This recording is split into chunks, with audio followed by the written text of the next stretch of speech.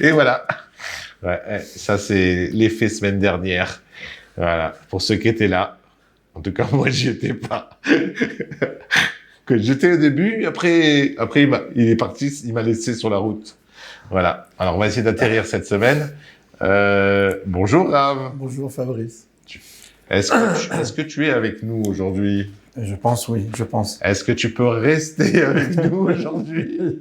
On ne sait pas, on ne sait jamais. Alors, Okay. De quoi on va parler aujourd'hui? La prophétie sur quoi? La prophétie moderne, Moderne. en référence à la prophétie ancienne. D'accord, comme les maths modernes et Voilà, et la physique quantique. Voilà. Alors, en fait, une des prophéties courantes qu'on avait dans la Torah, dans le peuple juif, c'était les Urim et Tumim. Tu sais ce que c'est? Urim, c'est les parents. Oui, non, c'est autre chose. Non, d'accord. Les Urim et Tumim, en fait, c'est les pierres qu'avait le Kohen Gadol sur son pectoral. Il y avait des pierres de couleur. Il y avait un iPad avec plein d'applications. Alors ça, c'est pour ceux qui n'arrivent pas avec la mezouza ou le sidour, ils essayent le téléphone. Voilà, c'est une connexion. Et en fait, il y avait des questions qui étaient posées comme ça. Plus anciennement, il y avait des trucs un peu plus archaïques, comme par exemple Rivka, ou par exemple Hannah, tu vois, qu'elle est demandé à chaque fois à Dieu qu'est-ce qui se passe, j'ai des jumeaux, il sait pas que c'est des jumeaux, ou bien elle n'arrive pas à avoir d'enfants, Hannah, alors elle pleure, elle parle. Et alors l'exemple connu pour cette référence, c'est que le prophète, dont le nom m'échappe maintenant, tu vois, dit à Hannah, arrête de boire. Tu vas pas parler comme ça, c'est oui, substance, voilà. Alors, elle lui dit, mais non, mon maître, je ne bois pas. Je ne bois pas, j'ai arrêté l'alcool. Et alors, en fait, je après. vais à mes séances toutes les semaines et je suis assidu. Voilà, des anciens alcooliques anonymes. Et là, j'ai arrêté. Elle lui dit, en fait, oh, excuse-moi, j'ai mal compris, j'ai lu Shikora, ivrogne, en fait, c'était Kshera, elle est cachère, elle est bien, c'est une femme bien. Elle dit, alors, t'inquiète pas, tu vas avoir un fils.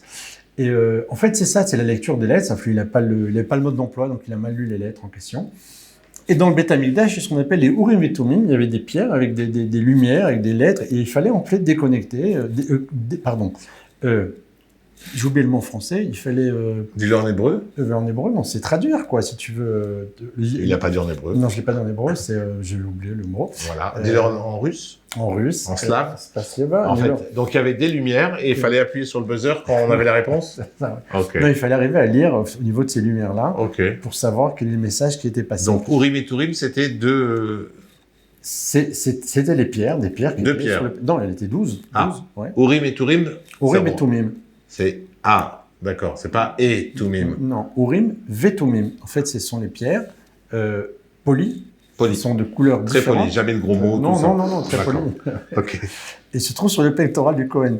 Et la lecture, elle était très simple. Pour ceux qui avaient le mode d'emploi, ils arrivaient donc à déchiffrer, c'est le mot déchiffrer, ce message. Alors aujourd'hui, on a ça en plus moderne, avec ce qu'on appelle les Igrot Kodesh, par exemple, pour Rabban, mais pas seulement, il y a plein de gens qui s'en servent. Souvent, tu connais ça, non? Les lettres du Rabbi, t'as entendu parler? Oui, les lettres du Rabbi, très bien. Voilà, alors les gens font ça, ils ont une question, et puis ils savent pas trop si c'est le bon travail, si c'est la bonne maison, s'il faut le faire, pas le faire, ça. Alors qu'est-ce qu'ils font? Ils ouvrent l'Igrot Kodesh, les lettres du Rabbi, puis là-bas, très souvent, ils sont extraordinaires, de gens qui ont des réponses très claires.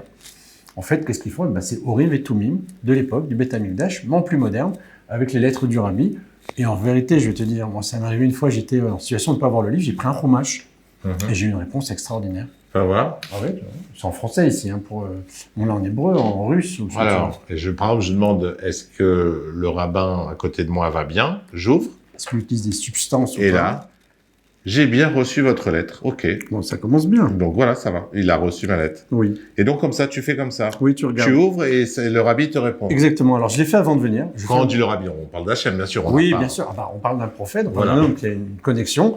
Et par lui, on a la réponse de Dieu, puisque lui, il est connecté, donc il nous donne un message ici. Il y a combien de volumes? Oui, il y en a beaucoup. Ah ouais, donc trop. Quarantaine. Et alors comment tu fais pour...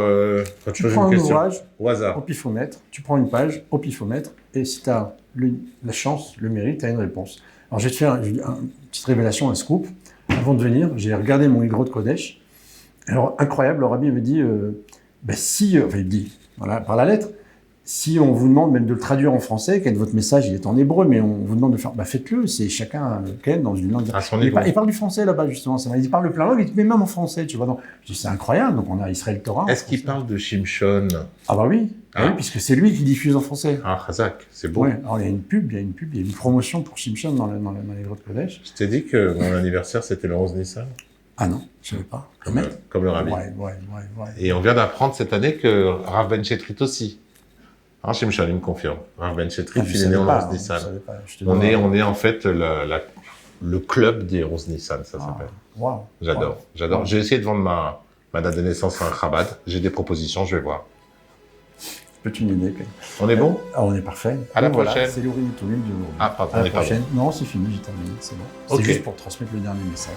À la prochaine. À la prochaine.